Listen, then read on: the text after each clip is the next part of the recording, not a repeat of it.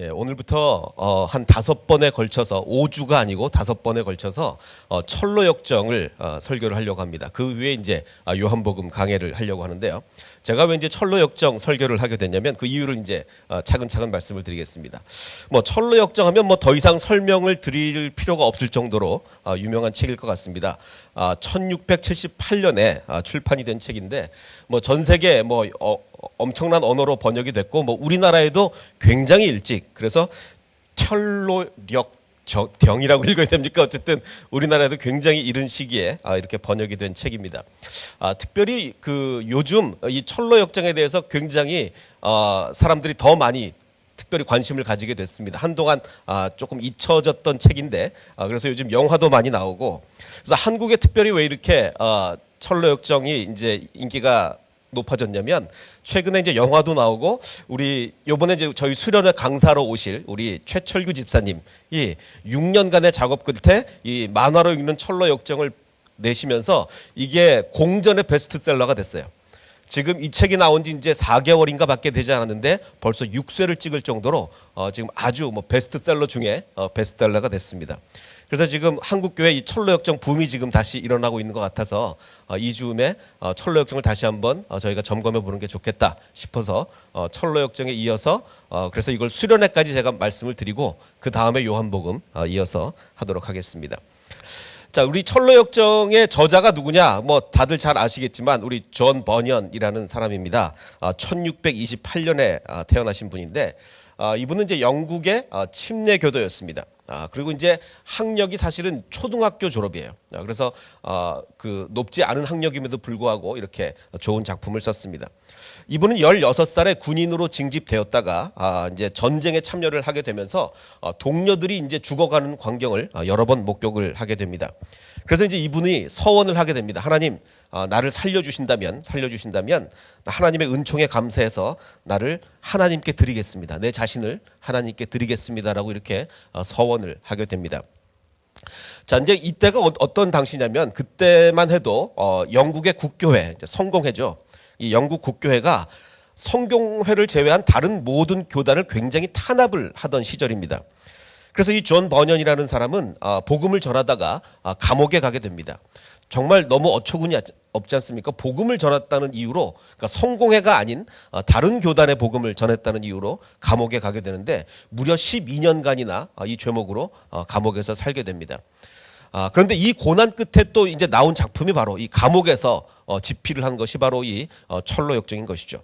그래서 옥중지필인데 뭐든지 이렇게 고난이 와야 좋은 작품이 나오는 것 같습니다. 이제 바울도 옥중서신 참 귀하듯이 이 철로역정도 옥중에서 기록이 된 거예요. 그래서 이제 첫 번째 감옥 생활에서 이제 거의 다 작품을 완성은 하였지만 마지막 탈고를 너무 이제 그 바쁜 나머지 탈고를 못하다가 두 번째 감옥에 가서야 이제 재수감돼서 탈고를 해서 결국은 이제 출판을 해서 그야말로 그 우리가 이 책을 잘 알고 있죠. 성경 다음으로 많이 읽혀진 책이다라고 다들 그렇게 알고 있습니다. 자, 그런데 이 저자는 서문에서 이렇게 기록을 하고 있습니다. 우리가 알듯이 이 책이 처음부터 나올 때부터 저자가 확신을, 이 책은 아마 내놓자마자 엄청나게 팔릴 것이다, 이렇게 전혀 기대를 안 한 것 같아요. 심지어는 쓰면서도 이 책을 출간할지 말지를 고민까지 했을 정도입니다. 왜냐하면 이게 이제 처음에 이제 글을 써서 여러 사람에게 돌렸습니다. 내가 글을 썼으니 한번 좀 봐주십시오라고 이렇게 글을 돌렸는데 저자가 서문에 이렇게 기록을 하고 있어요. 어떤 이는 책을 내라고 권유를 하였고 또 어떤 이들은 그럴 만한 가치가 없다고 만류했습니다. 뭐 이런 거를 출판을 하냐? 이런 걸 출판할 가치가 없는 책이니까 출판하지 마라라고 만류까지 했다는 거예요.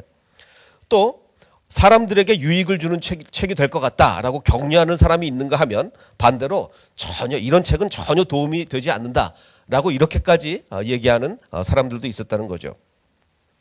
자, 그래서 이 저자는 이제 고민을 하다가 이거를 출판을 할까 말까 고민을 하다가 이게 출판이 안 됐으면 어떡할 뻔했습니까? 이런 책이 출판이 안 됐으면 어쩔 뻔했어요. 자, 그래서 이 출판을 찬성하는 사람들의 기쁨을 빼앗지 않기 위해서, 좀 찬성하는 사람, 반대하는 사람이 있는데 찬성하는 사람들의 이 기쁨을 뺏지 않기 위해서 반대하는 사람을 이렇게 설득을 했다는 거, 이렇게 얘기를 했답니다. 뭐 이 책이 읽기 싫으면 안 읽어도 됩니다. 뭐 굳이 반대하는 사람은 안 읽어도 됩니다. 왜냐하면 우리가 뭐 고기를 살코기를 좋아하는 사람이 있는가 하면 뼈째 뜯어먹는 갈비를 좋아하는 사람도 있는 법인데 이 책이 좋으면 읽으면 되고 뭐 읽기 싫으면 안 읽으면 되지 뭐 이렇게 뭐 출간하지 말라고 반대를 하시냐 뭐 이렇게 해서 설득을 하고 이 책을 출간을 했다는 거예요. 자, 그러면서도 이렇게 출간을 하면서도 걱정이 된 거예요. 또 사람들이 이 책 갖고 뭐라 그러지 않을까, 무슨 책이 이러냐 뭐 이렇게 뭐라 그러지 않을까 걱정을 한 나머지 서문에 스스로 자문자답을 합니다. 이렇게 묻고 이렇게 답을 해요. 뭐라고 얘기하냐면 누군가는 이 책에 대해서 이렇게 말할지도 모르겠습니다. 어떻게 말하냐면 그냥 자문자답하는 겁니다. 철저히 검증해 보면 당신의 책은 버텨낼 수가 없을 거다. 이거 뭐 사실도 아니고 다 지어낸 얘기인데 당신의 책이 이런 검증을 견뎌낼 수가 있겠느냐? 라고 이제 스스로 물으면서 스스로 답하기를 지어낸 얘기라도 얼마든지 진리를 환하게 비춰줄 수 있다. 라고 이제 얘기를 하면서 드디어 이제 용기를 가지고 출판을 했는데 그야말로 세계적인 작품이 되게 된 것이죠. 자, 그래서 이제 제가 오늘 이 그 철로역정 설교를 드리면서 뭐 여러 가지 고민을 했습니다. 어떻게 할까? 많은 고민을 하다가 이제 우리 수련회 강사로 오시는 우리 최철규 집사님의 만화 스틸과 또 여러 가지 그동안 뭐 엄청난 책이기 때문에 굉장히 많은 이미지들이 있습니다. 그래서 섞어서 왜냐하면 최 집사님의 만화만 계속 내면은 이게 또 저작권 때문에 이 설교를 동영상에 못 올리기 때문에 여러 가지를 잘 섞어서 이렇게 좀 보여드리도록 하겠습니다. 자, 이 철로역정이라는 이 이야기는 한 사람의 이야기로 시작하는데 계시받은 자의 고뇌다라고 하면서 시작을 합니다. 계시받은 자의 고뇌. 이건 뭘 의미합니까? 지금 이 사람의 이름은 크리스찬이에요. 크리스찬이라는 이 이름을 가진 사람이 성경책을 읽게 된 겁니다. 성경책을 읽고서 이 계시를 받은 거죠. 성경책을 읽는다는 것 자체가 계시를 읽는 거 아니겠습니까? 이 사람은 그전에 가지지는 못했던 고뇌를 가지게 됩니다. 그전에는 자신의 죄를 인식하지 못했고 별로 아무 생각 없이 살다가 말씀을 대한 순간, 성경책을 읽는 순간 이 사람의 마음속에는 고뇌가 생기기 시작한 거예요. 자, 이거 뭐 글을 읽어보신 분들은 많이 아시겠지만 그 나는이라는 1인칭 시점이 시작됩니다. 나는 꿈을 꾸다가 어떤 사람이 책을 읽고 고뇌하는 것을 보게 되었다라고 하면서 이제 이야기가 시작이 되죠. 그래서 이 크리스찬이라는 이 고뇌하는 사람은 만화 스틸컷을 보여드리면 이렇습니다. 성경책을 읽고 나니까 뭘 깨달았냐면 내 뒤에 죄악의 짐이라는 것이 엄청나게 지어져 있구나. 이 죄악의 짐을 벗어날 방법이 없구나. 도대체 어떻게 해야 나는 이 죄악의 짐을 벗어날 수 있는가. 그 전에는 깨닫지 못했던 이 죄악의 짐을 성경을 읽으면서 이 사람은 발견을 하게 됩니다. 그래서 이제 고뇌하는 것이 어떻게 해야 내가 구원을 받을 수 있는가. 과연 무슨 방법을 통해서 나는 구원받을 수 있는가를 이 철로역정 전체를 걸쳐서 우리에게 말해주고 있으면서 이제 순례의 길, 고난의 길을 걷게 된 겁니다. 자, 이 사람이 이제 발견하게 된 것이 뭐냐면 성경을 읽으면서 첫 번째 자신의 죄를 내가 얼마나 큰 죄인인가, 내가 얼마나 큰 죄의 짐을 지고 다니는가를 발견했을 뿐만 아니라 또 하나, 자, 그럼 이 사람이 지금 살고 있던 도시의 이름이 뭐냐? 멸망의 도시입니다. 우리 모두가 사는 곳을 의미해요. 멸망의 도시. 무엇을 의미하냐면 말씀을 읽어보니 이 세상은 하나님이 이제 멸망시킬 것이구나. 이 세상이 영원 무궁히 지속되는 것이 아니라 하나님이 이 세상을 멸하시고 주님께서 다시 오셔서 새로운 세상을 시작하실 것이구나. 이 세상은 멸망의 곳이다 라는 것을 깨닫게 됩니다. 그래서 이제 이 멸망의 도시를 떠나 주님을 찾아서 그 구원의 길을 찾아서 이 사람은 순례의 길을 떠나게 되는 것이죠. 많은 사람들이 비웃습니다. 당신 미쳤구나. 이 좋은 곳을 왜 떠나서 왜 그렇게 사서 고생을 한단 말인가 라고 많은 사람들이 비웃고 가족들도 말리지만 이 사람은 순례의 길을 떠나게 됩니다. 자, 우리가 누가복음 말씀을 보면 그렇죠. 누가복음 12장에 이렇게 얘기하고 있습니다. 너희가 구름이 서쪽에서 이는 것을 보면 곧 말하기를 구름이 서쪽에서 이는 것을 보니 소나기가 오겠구나. 근데 이것은 한국 기상을 얘기하는 게 아니고 이스라엘 기상을 얘기하는 겁니다. 또 이거를 성경을 적용한답시고 또 뭐 한국의 구름이 서쪽에 일면 뭐 소나기가 이렇게 하시면 안 되고 이건 이스라엘 얘기입니다.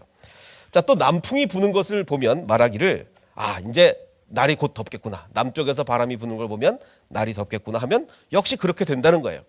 자, 그러면 너희가 이 천지의 기상은 분간을 할 줄 알면서 구름이 서쪽에 이니 소나기가 오겠구나.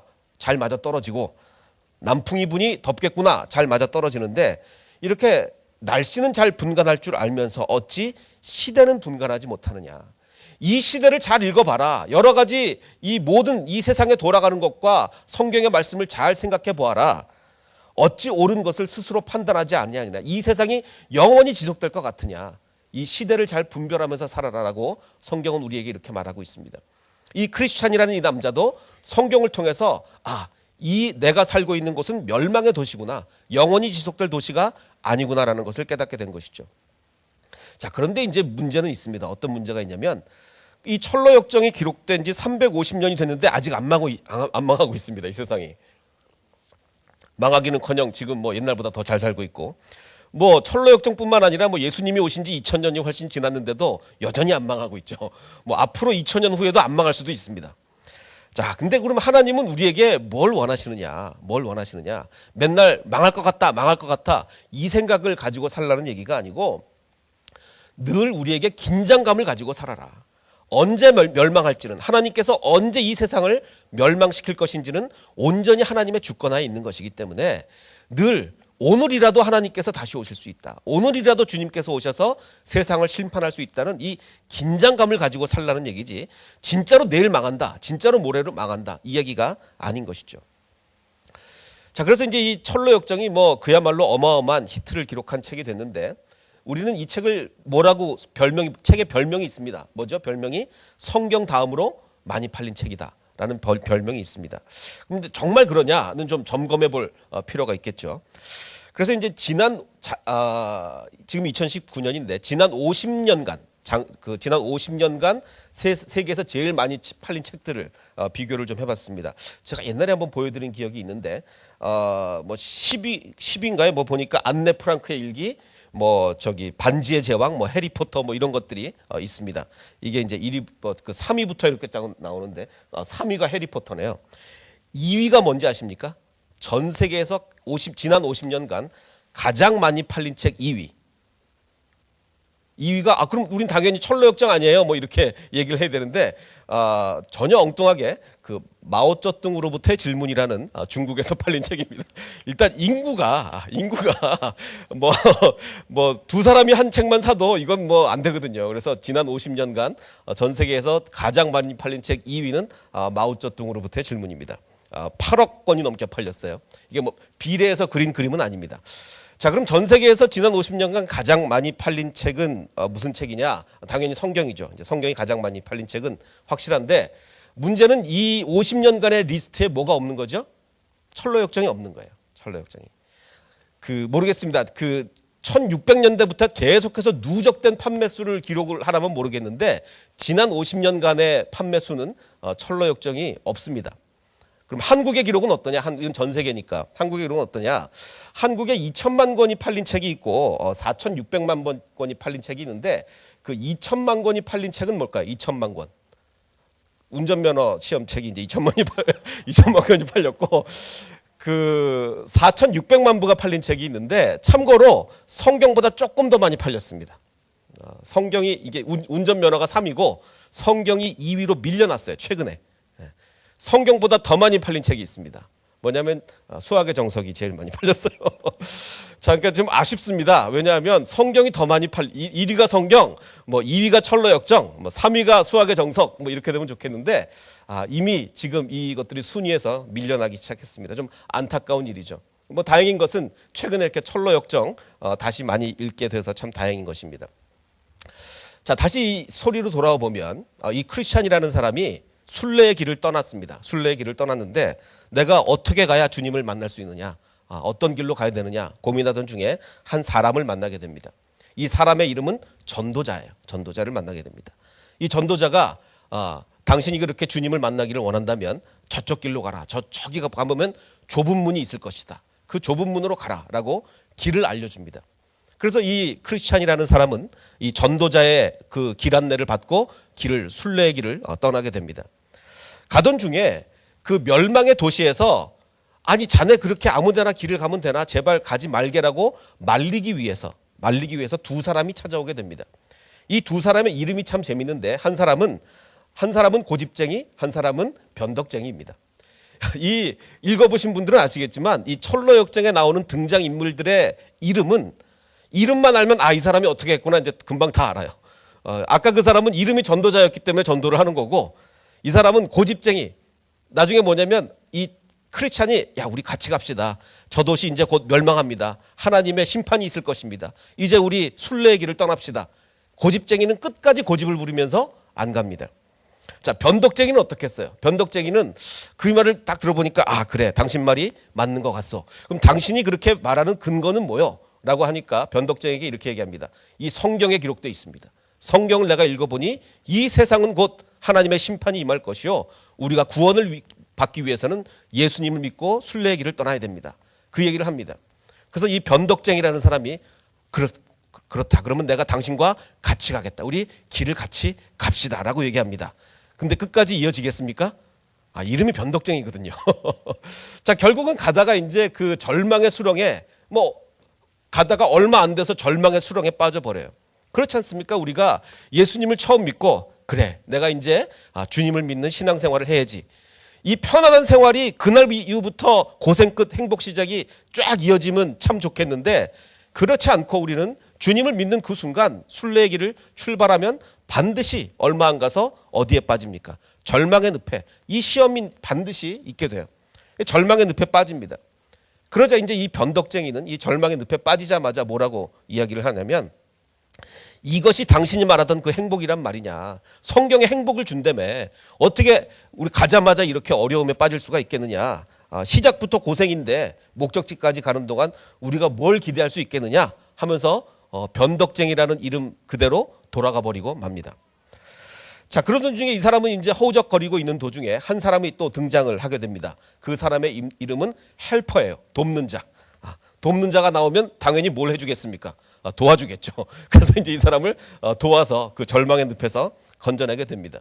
그러면서 이제 이 철로 역정 이야기가 막 진행이 되게 되는데 한참 뒤의 얘기지만 예를 들면 이렇습니다. 그 이제 이 크리스찬이 막 길을 굉장히 많은 이제 여기저기를 많이 거쳐서 길을 가던 중에 두 사람이 담을 넘어 들어오게 됩니다. 아니 이 크리스찬이라는 사람은 여러 고난을 이런 고난 저런 고난 많이 겪으면서 굉장히 많은 고난을 겪고 겨우 여기까지 왔는데 쉽게 그냥 담 넘어서 두 사람이 싹 그 자리로 도착을 해요. 그래서 같이 갑시다 라고 얘기하는 거예요. 두 사람의 이름은 한 명은 형식주의자 한 명은 위선자예요. 자, 그러면 이 사람들이 얘기하기를 뭐라고 얘기하냐면 이 크리스찬이 당신은 나는 이렇게 어려운 길을 다 겪어서 왔는데 어떻게 당신은 이렇게 쉽게 신앙생활을 쉽게 하냐 금방 담 넘어서 들어오냐라고 얘기하니까 이 사람들은 그게 중요하냐 지금 당신이랑 나랑 지금 같은 위치에 서 있는데 이제 이렇게 같이 가면 되는 거지 뭘 그렇게 얘기를 하느냐라고 얘기합니다. 역시 위선자와 형식주의예요. 자, 그러니까 이 철로 역정에서 제가 아까 말씀드렸듯이 철로 역정에서 분명한 것은 이게 좀 21세기 사람들이 읽으면 좀 유치하다 싶을 정도로 이름만 보면 이 사람이 뭔지를 21세기에서 소설 쓰면 절대로 이렇게 안 쓰겠죠. 장소도 마찬가지입니다. 예를 들어서 이 사람이 먼 곳을 보니까 이름이 아름다운이라는 The Place Beautiful이라는 아름다운 곳이 있어요. 자, 그럼 이곳을 가면 좋은 일이 있겠습니까? 나쁜 일이 있겠습니까? 당연히 좋은 일이 있는 거예요. 이름이 Place Beautiful이기 때문에. 자, 그러면 이런 소설이 과연 21세기에서 소설적 가치가 있느냐? 자, 21세기는 그렇다 치고 그 당시에는 어땠을까요? 그 1600년대에는 어떻게 느껴졌을까요?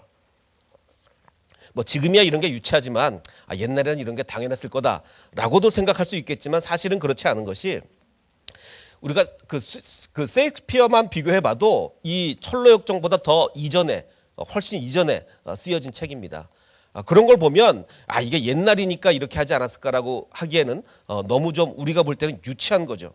예를 들면 더 이런 거예요. 나중에 그 뷰티풀이라는 곳에 가니까 여자 셋이 마중을 나오는 겁니다. 이 아름다운 여자 셋이 마중을 나오는데 그 여자들의 이름은 이렇습니다. 신중, 경건, 자비예요. 자, 그럼 이 여자들이 좋은 거를 알려주겠습니까? 나쁜 걸 알려주겠습니까? 당연히 좋은 걸. 근데 이 세상도 이렇게 살면 여러분 어떻게 생각하세요? 야, 내 주변에 이름만 보면 저 사람이 좋은 사람인지 나쁜 사람인지 좀 알았으면 좋겠다. 예를 들어서 뭐 목사님을 딱 먹는데 그 목사님의 명함에 딱 보니까 사꾼 목자 뭐 이렇게 적혀 있으면 이 사람은 따라가면 안 되겠구나. 또 어떤 딱 보면 뭐 선한 목자 딱 그럼 이 사람 따라가야 되겠구나. 뭐 이렇게 되면 너무 좋을 것 같은데 또 사업을 하다가도 뭐 명함을 딱 사기꾼 뭐 이렇게 적혀 있으면 뭐 전혀 안 믿고 뭐 이랬으면 좋을 것 같은데 이 철로역정처럼 세상은 전혀 그렇지 않죠. 세상은 만나는 사람이 도대체 이 사람이 뭐 제대로 된 사람인지 아닌지 이름만 봐가지고는 도저히 알 수가 없는 거예요. 자, 그럼 이 지금 굉장히 아름다운 여성들이 나왔는데 우리가 소설을 이제 이쯤 읽다 보면요, 도대체 이 여인들의 아름다움을 걱정할 필요가 있는가? 전혀 걱정할 필요가 없어요. 이름이 너무 좋은 거예요. 일단 이름이 좋기 때문에. 그래서 그 최철규 집사님은요, 이렇게 이런 식으로 안 그리고 이 그림을 그리실 때. 이렇게 걸그룹처럼 그리셨어요. 더 뷰티풀에서 마중 나오는 여자들이 이제 뭐 걸그룹처럼 생겼어요. 그럼 우리가 이제 이 만화를 딱 보다가 야, 이거 걸그룹처럼 생겼는데 이거 우리가 유혹에 넘어가면 안 되는 거 그런 내용 아닌가? 전혀 걱정할 필요가 없어요. 왜? 이름이 다 좋아요. 이름이. 오히려 이제 더 뒤에 가면 이제 한 여자가 나오는데 음란이라는 이름을 가진 여자가 나옵니다. 이런 여자만 조심하면 된단 말이에요. 이름이 음란 뭐 이름 조심하면 된단 말이에요. 자, 그럼 이제 우리가 우리 삶도 이렇게 됐으면 참 좋겠는데 우리 삶은 안 그렇단 말이죠. 제가 오늘 드리고 싶은 말씀의 핵심은 바로 여기 있는 거예요. 우리 삶은 이 소설처럼 어떻게 보면 소설보다 더 어려운 삶을 우리는 살고 있는 거죠. 이름만 봐가지고 이 사람이 제대로 된 사람인지 아닌지 분간을 할 수 없는 거예요. 그 열왕기를 좀 보면 우리가 잘 알듯이 이스라엘이라는 나라가 두 쪽이 나죠. 남과 북으로 남북 분단이 됩니다. 언제부터 분단이 되죠? 솔로몬 이후부터. 솔로몬까지는 나라가 하나였는데 솔로몬 이후부터 북왕국은 아들 그 신하인 여로보암이 다스리게 되고 남왕국은 아들인 르호보암이 다스리게 되죠. 자, 여로보암이 이제 집권을 하자 한 일이 뭡니까? 남북이 지금 분단이 됐는데 예루살렘 성전이 남왕국에 있으니 이 북왕국 사람들이 자꾸 남쪽을 성전 때문에 왔다 갔다 하면 이 백성들을 남쪽에 뺏길 것 같으니까 불안한 마음에 뭐를 만들게 됩니까? 금송아지를 베델과 국경 근처에 있는 베델과 저 북쪽에 있는 단에 금송아지를 만들어서 금송아지 섬겨라. 뭐 굳이 힘들게 그 예루살렘 성전까지 가냐. 뭐 이런 일을 하게 됩니다. 자, 그래서 이제 이 베델의 금송아지를 만들어 놓고 섬기게 되는데 그 열왕기상의 13장의 이야기는 여기서부터 시작이 됩니다. 이 여로보암이 그 금송아지에 막 분향을 하려고 하는데 자, 이제 한 사람이 등장합니다. 한 사람이 등장하는데 특이하게도 성경에 길게 나오는데 이름이 없어요. 성경에 많이 자세히 나오는 사람은 당연히 다 누구 이름이 등장하게 되는데 이 사람은 꽤 긴 스토리에 등장을 하는데 이름이 없고 뭐라고 소개가 됩니까? 하나님의 사람. 마치 철로역정을 읽는 것 같아요. 자, 그러면 벌써 소개를 하나님의 사람이라고 했으니 우리는 이 사람이 옳은지 아닌지 긴장할 필요가 없어요. 성경이 가르쳐줬기 때문에. 하나님의 사람이 주의 말씀을 전하려고 유다로부터 남쪽으로부터 북쪽으로 올라왔습니다. 올라와서 하는 얘기가 제단 쪽을 보고서 주님께 받은 말씀을 외칩니다. 그 사람을 향해서 외치는 게 아니라 그 제단을 향해서 이 하나님의 사람이 외치는 거예요. 뭐라고 외치냐면 제단아 다윗의 이제 앞으로 먼 장래 300년 후에 예언을 하면서 다윗의 가문에서 한 아들이 태어날 건데 그의 이름은 요시아다. 그가 너에 위해서 그 제단을 위해서 분향하는 산당의 제사장들을 너희 위해서 죽여서 제물로 바칠 것이다. 니네 지금 정말 가증스러운 금송아지를 섬기는 일을 하고 있는데 먼 훗날 다윗의 후손 요시아라는 사람이 나와서 그 우상 숭배를 하는 제사장들을 그 송아지를 바치는 게 아니라 제사장들을 그 제단 위에 바치게 될 거라고 이렇게 예언을 하게 되는 거예요. 이것은 나 주가 말한 징표다. 그 징표로 내가 어떤 기적을 행할 텐데 그 기적이 뭐냐? 그 제단이 이제 곧 갈라져서 그 위에 있는 재가 쏟아져 나올 것이라는 그 예언을 그 자리에서 하게 된 거예요. 그러자 이 여로보암 왕은 이렇게 얘기합니다. 하나님의 사람이 외치는 말을, 여기서도 이름이 기록된 게 아니라 마치 철로역정처럼 하나님의 사람이 외치는 말을 듣고서 손을 내밀어 저놈 잡아라 이렇게 얘기를 합니다. 어디다 대고 감히 그런 얘기를 하느냐라고 하면서 손을 내밀면서 저놈 잡아라 라고 얘기하는 거예요. 그러자 그 사람에게서 내어뻗은 여로보암의 손이 마비가 됐습니다. 하나님이 이제 마비를 시킨 거죠. 자, 곧 주의 말씀, 그 말씀으로 제시한 징표대로 이제 이 사람의 손은 마비가 되었고 징표대로 그 제단은 갈라지고 그 재가 이제 막 쏟아져 내려온 거예요. 그러자 이제 왕은 무서운 거죠. 자기 손은 마비가 됐죠. 제단은 막 무너졌죠. 이러니까 그 왕은 하나님의 사람에게 제발 하나님께 은총을 빌어서 내 손이 회복되도록 기도를 해달라라고 청하자 하나님의 사람이 비니까 왕의 손이 회복이 됩니다. 자, 지금 계속해서 저 같으면 이 글을 쓸 때 어떻게 기록하겠냐면 하나님의 사람이라는 게 벌써 한번 나왔기 때문에 그 다음부터는 굳이 하나님의 사람이라고 할 필요가 없이 뭐라고 쓰면 됩니까? 그는이라고 쓰면 돼요. 근데 이 성경은 계속해서 하나님의 사람이라고 반복을 하는 겁니다. 이에 왕은 하나님의 사람에게 자, 그러면은 고맙소. 내 손도 치료해주고 했으니까 우리 집으로 가서 피곤을 풀도록 합시다. 내가 좀 선물도 드리겠습니다. 라고 하자 이 또 하나님의 사람은 이렇게 얘기합니다. 당신이 왕실의 재산의 절반을 준다고 해도 나는 임금님과 갈 수가 없습니다. 나는 밥도 먹지 않을 뿐만 아니라 심지어는 물 한 잔도 마시지 않겠습니다. 왜냐하면 주님께서 명하시기를 그쪽으로 가면 예언을 하러 가면 밥도 먹지 말고 물도 마시지 말라. 일절 상종하지 말고 온 길로 되돌아가지도 말라라고 명령을 받았기 때문에 나는 절대로 당신의 집에서 물 한 잔도 마실 수가 없습니다. 그런 다음에 그는 베델에서 올 때 온 길로 돌아가지 않고 명령대로 다른 길로 돌아가게 됩니다. 자, 이 하나님의 사람은 이름이 아니죠. 이름이 아니라 성경의 호칭 그대로 정말 말씀 하나하나를 철저히 말씀을 지키려고 노력을 했어요. 자, 그런데 그 무렵에 또 다른 사람이 등장합니다. 마치 철로역정처럼 이름이 등장한 게 아니라 늙은 예언자가 한 명 등장을 하게 돼요. 자, 그럼 일단 우리가 이걸 딱 들었을 때 자, 이제 늙었다라는 것은 사실은 나쁜 얘기도 아니고 좋은 얘기도 아니고 가치 중립입니다. 왜 가치 중립이냐? 예언자가 늙었다는 것은 두 가지가 다 있을 수 있어요. 성숙한 굉장히 깊은 인생의 경험을 가지고 있는 그런 예언자다일 수도 있고 나쁜 쪽으로 빠지면 어떻습니까? 옛날에는 좀 이 예언자가 좋았을 수도 있는데 때가 묻은 예언자가 될 수도 있어요. 이 가치 중립인데 그 뒤에 나오는 이야기가 뭔지를 보게 되면 여기서 말하는 늙었다는 의미가 뭔지를 파악할 수가 있습니다. 자, 그 아들들 가운데 한 명이 하나님의 사람이 한 일을 아버지한테 얘기했어요. 아버지, 남쪽에서 한 예언자가 왔는데 대단합디다. 왕의 손이 막 마비가 되고 막 제단이 무너져서 재가 쏟아져 내리고 난립디다. 그 얘기를 하니까 이 예언자가 그 하나님의 사람을 뒤쫓아갔어요.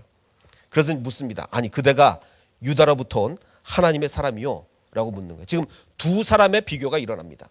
베델의 늙은 예언자와 유다로부터 온 하나님의 사람.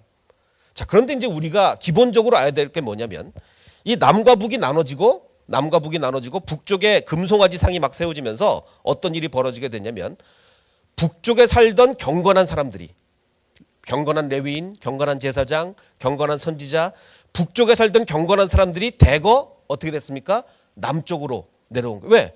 북쪽에 엄청난 우상숭배가 일어나고 이 왕이 그것을 지배하니까 그것을 견디지 못하고 많은 경건한 사람들이 남쪽으로 내려왔어요. 자, 그러면 이 사람은 나이가 많이 들었다. 아직도 북쪽에 있다.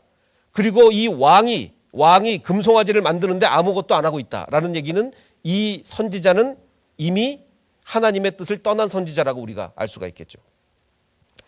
자, 그래서 이제부터 대명사로 바뀝니다. 그가 그 사람에게 이르되 나와 함께 집으로 가자. 자, 집에 가서 밥 먹자라고 하니까 자, 그러면 어떻게 됩니까? 나는 그대와 당연히 이 하나님의 사람이 이렇게 대답하는 거죠. 나는 그대와 함께 돌아가지도 못한다. 왜냐하면 여호와 말씀이 나는 누구든지 간에 하여간 절대로 어디 가서도 밥 먹지 말고 물도 마시지 말고 돌아오라. 이렇게 명령 받았기 때문에 난 절대로 못 간다라고 얘기합니다. 그러자 이 사람이 하는 얘기가 나도 그대와 같은 선지자다. 당신만 선지자냐? 나도 선지자인데 더군다나 내가 나이도 많고 한데 가서 밥 먹자. 뭐라고 얘기하냐면 천사가 여호와의 말씀으로 내게 이르기를 그를 니네 집으로 데리고 가서 밥 먹여라 라고 이야기하면서 그 사람을 속인 거예요. 성경에 분명히 속였다. 거짓말이었다 라고 얘기합니다. 자, 그러면 지금 여러분이 하나님의 사람이라는 입장에서 본다면 지금 이 늙은 예언자의 집에 가면 됩니까? 안 됩니까? 안 되죠. 안 됩니다. 분명히 어디 가서 물도 마시지 말라고 했는데, 근데 문제는 이 사람은 자기보다 선배 예언자예요. 선배 예언자에다가 뭐라고 얘기하냐면, 내가 하나님부터 음성 들었는데 천사가 나한테 말해주셨는데 당신을 데리고 가서 우리 집에서 밥 먹이라고 했다. 자, 이제 여기서부터 이제 문제가 발생하기 시작합니다. 자, 그러자 19절에 이에 그 사람이 그 늙은 예언자 집에 갑니다. 아, 하나님이 그랬어요? 그러면 하나님의 명령에 순종해야지 라고 하면서 갑니다. 그의 집에서 떡을 먹으며 물을 마십니다.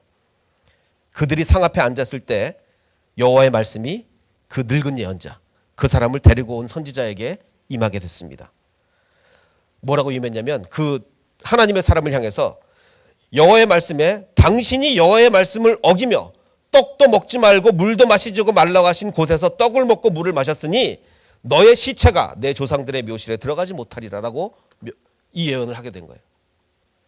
자, 아마도 이렇습니다. 이 늙은 예언자는요, 굉장한 질투심에 사로잡혔을 거예요. 왜? 지금 자기는 한물 간 예언자예요. 옛날에는 뭘 좀 했는지 모르겠는데 한물 갔어요. 더군다나 그냥 한물 갔을 뿐만 아니라 지금 이스라엘의 왕이 금송아지 상을 세우고 거기다 분향을 하고 있는데도 자기는 한마디 못하고 꼼짝 못하고 있는 선지자예요. 한물 간 선지자. 그런데 남쪽에서 어떤 애송이 선지자 한 명이 올라오더니 어마어마한 일을 하는 겁니다. 막 왕의 손을 마비를 시키질 않나, 재를 막 재단을 부시는 기적을 행하지 않나. 굉장히 질투심이 일어난 거죠. 그래서 가서 거짓말을 합니다. 하나님이 우리 집에 와서 먹으라고 했다. 거짓말을 했다가, 자, 그런데 진짜로, 근데 자기는 속이는 건데 진짜로 하나님의 계시가 이 늙은 예언자에 임한 거, 아마 본인도 스스로 깜짝 놀랐을 거예요.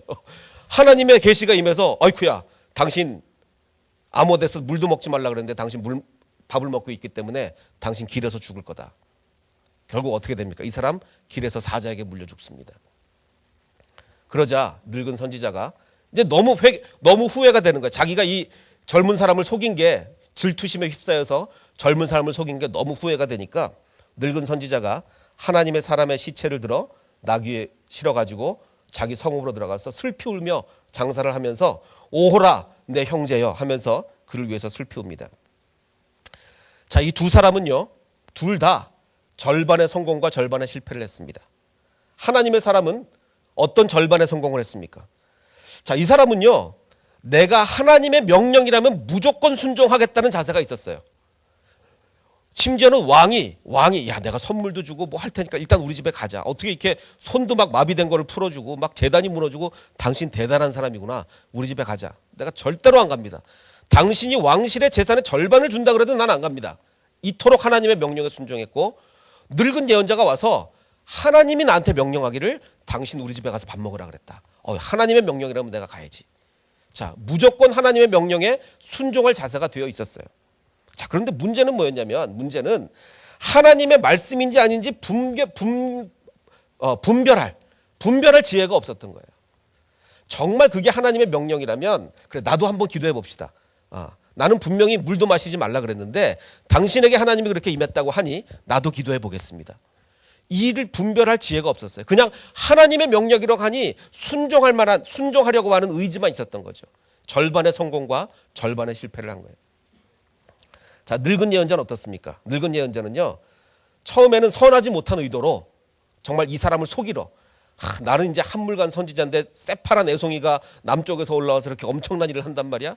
그 질투심에 사로잡혀서 이 사람을 속였는데 나중에 하나님의 말씀이 임해서 자기한테 아마 스스로도 깜짝 놀랐을 거예요.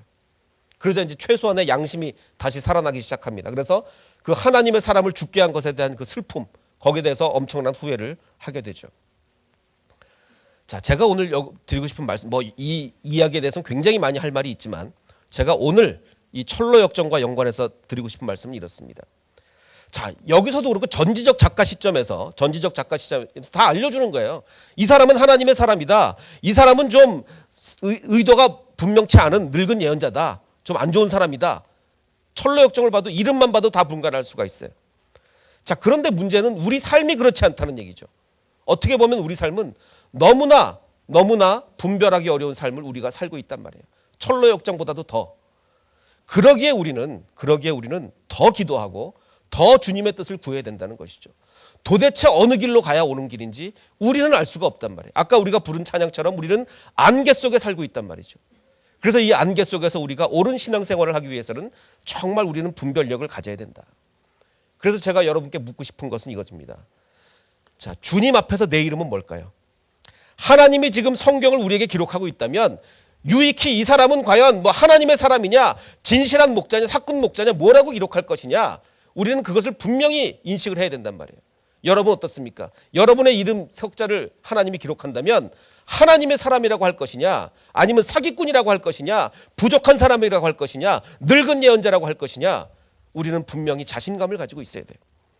그리고 또 하나, 우리는 옳은 길을 분별할 수 있는 지혜를 간구해야 됩니다. 하나님, 이 세상을 이렇게 간단치가 않습니다.